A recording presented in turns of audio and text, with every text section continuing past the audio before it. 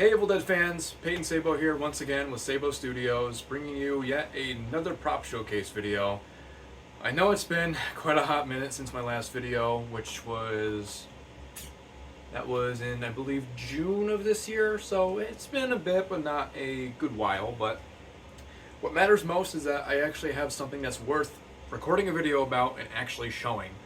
So, as anybody who has seen any video on this channel knows that I am a very big Evil Dead fan. Maybe a little too big, actually. I don't know. That's up for you to decide. I'm a huge Evil Dead fan, and I'm also obviously a very big prop builder. So for the past almost 10 years now, I've been building ash chainsaws out of just cardboard and junk and whatever I can salvage from my garage, workshop, garbage bin and recycling bin. Whatever I can find, I'll just gather it, get some glue in the mix, and then I just basically fabricate an ash chainsaw from the ground up. For the first time, finally, and I believe specifically it's been, 7 years, I now have a real ash chainsaw. So let's get into that.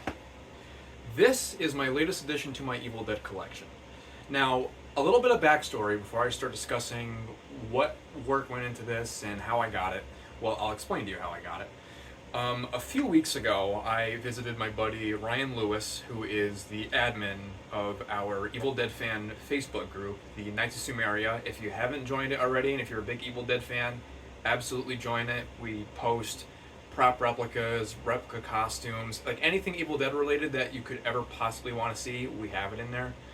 But I visited Ryan a few weeks ago at his home, and I haven't seen Ryan in 4 years. Actually, matter of fact, when I visited him, that was only the second time I've ever seen him in person, because I originally met Ryan in 2021 at Flashback Week in Chicago, which before then I didn't even know who he was. I wasn't familiar that he was in the group, even though I'm pretty sure he had commented and liked some of the posts that I've made in that group. But I got to actually become friends with him, and since then we've become just fantastic friends over Facebook, and he truly is like one of the best guys that I know. So Ryan, thanks for having me again. I really appreciate it, and I hope to see you again soon.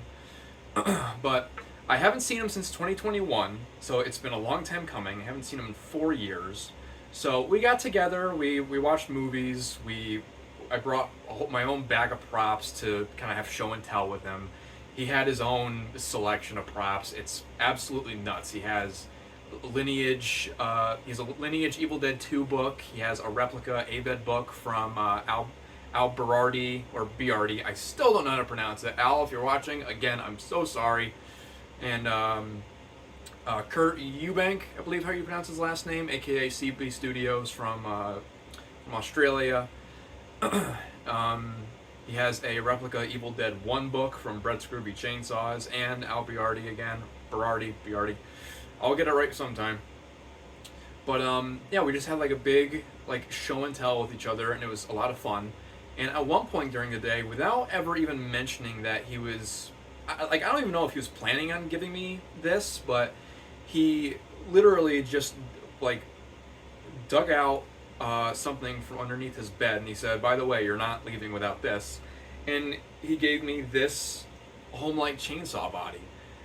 I had no idea that he had this still, and he sent me home with it.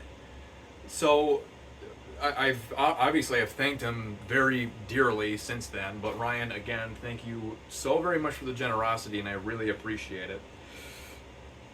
But he gave me this body. It didn't have a bar or a chain on it. It was just the base body with everything that you could really need for a ash chainsaw. So it had the cuff bolted on the back. It has the flat top style roof, dummy toggle switch, bent steel top handle with wood dowels fastened with carriage bolts, replica grill.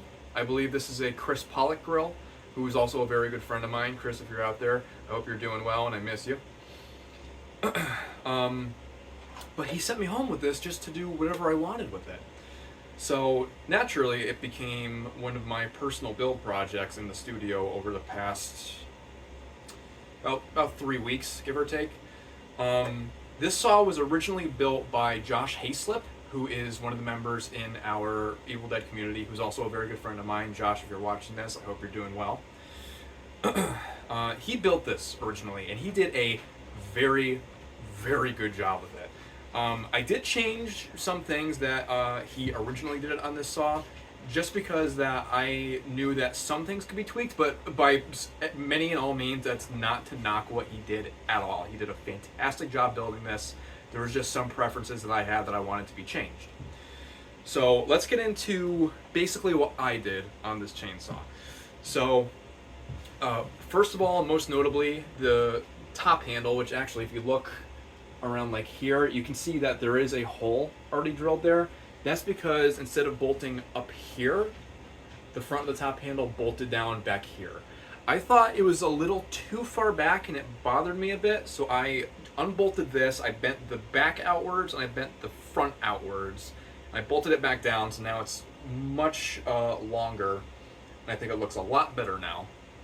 So I rebent the top handle. I repositioned some of the brackets connecting the cuff. This one right here was down here originally. Given that this is a Evil Dead 2 flat top, that bracket was meant to be up here, so I re-drilled and bolted that bracket back in place. I think I also repositioned the bottom bracket just a little bit, and this is accurate, so I'm happy to have that. I did replace the muffler on this because originally it had, I think it was this one, yeah, it had the alternate style muffler, which this is more common for Army of Darkness chainsaws and Ash vs. Evil Dead TV show chainsaws.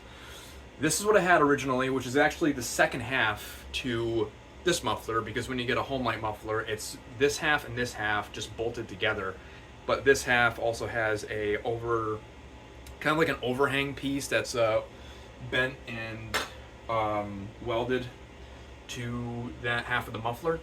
So this muffler originally was on here, but it was on like this, which is technically accurate to 2. So if anything, given it had that backwards muffler and it was a flat top, technically that was more of like a end scene vortex chainsaw. But personally, I wanted a Workshed ED2. So I sourced out the original muffler on eBay, which, funny enough, I ended up buying a complete Homelight muffler. So I got another one of those halves. If you look back there, I do have 2. But I took this half, I dremeled away the overhang piece, and then I cut the 3 holes on the muffler, which is proper to the Workshed saw.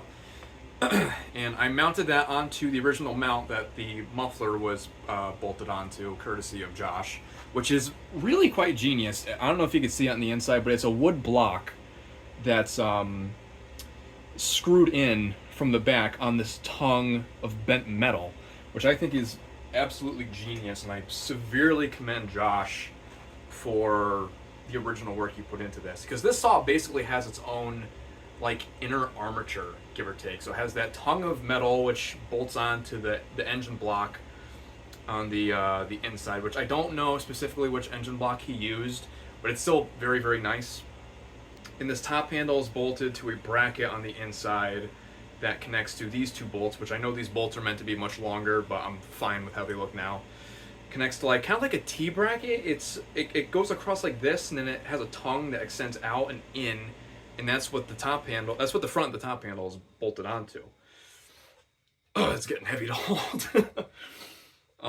This, by the way, this whole thing weighs about like maybe 15-20 pounds fully loaded. It's a bit, but it's very worth it.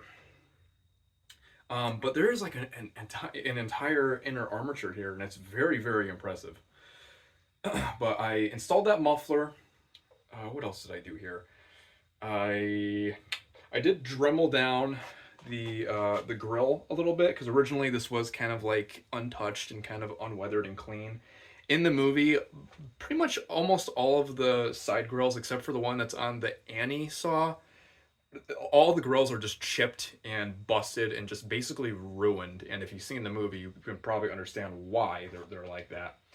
But I took a Dremel and I dremeled down a bunch of little dings and nicks on the grill, and this is casted in like I think a red resin maybe.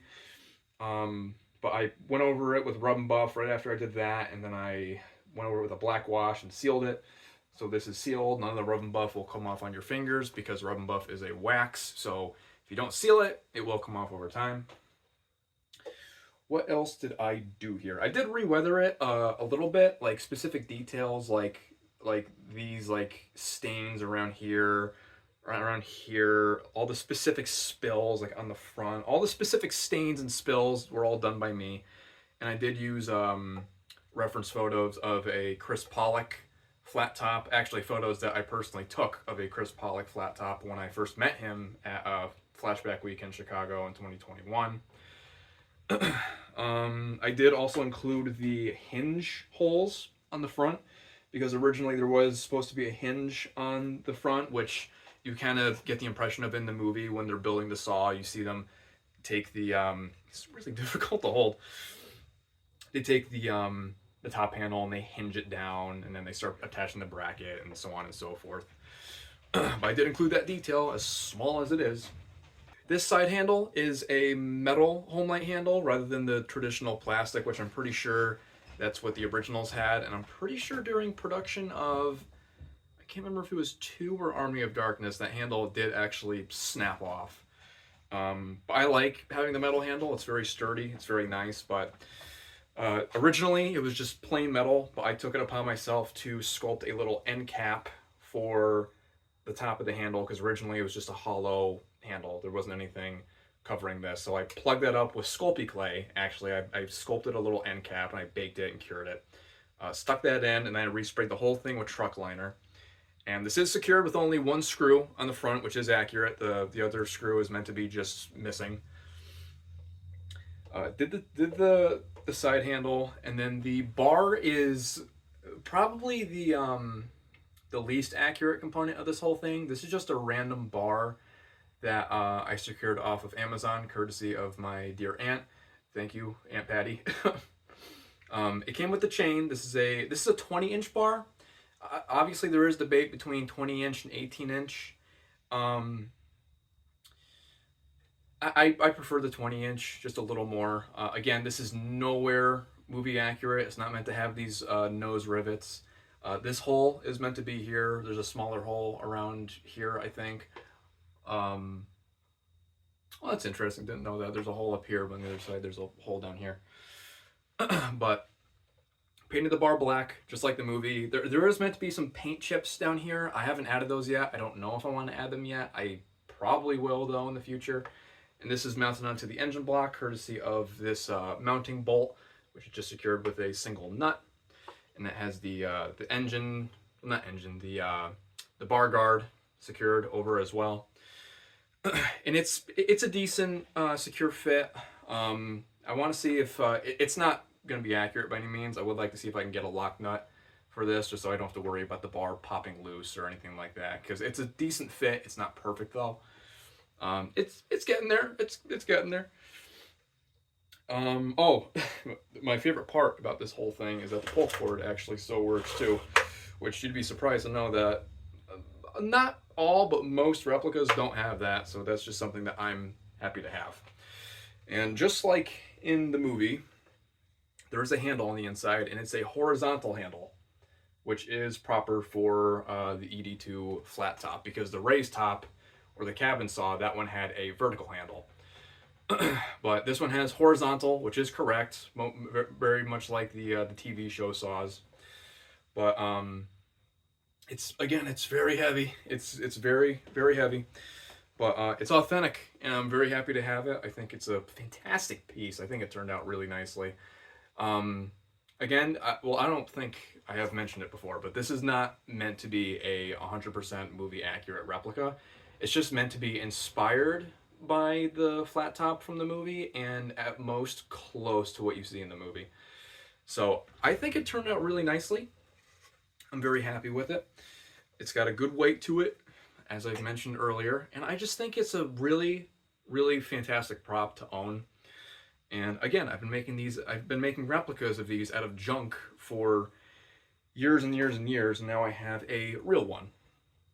But I'm super truly thrilled and honored to have this in my collection. So again, big shout out and thank you to Ryan Lewis, Josh Hayslip, and honorable mention, big thank you to Brett Scrooby Chainsaws for literally being the key reason of why I even bothered making chainsaws in the first place. And his videos have been a great help in detailing and modifying this saw as well.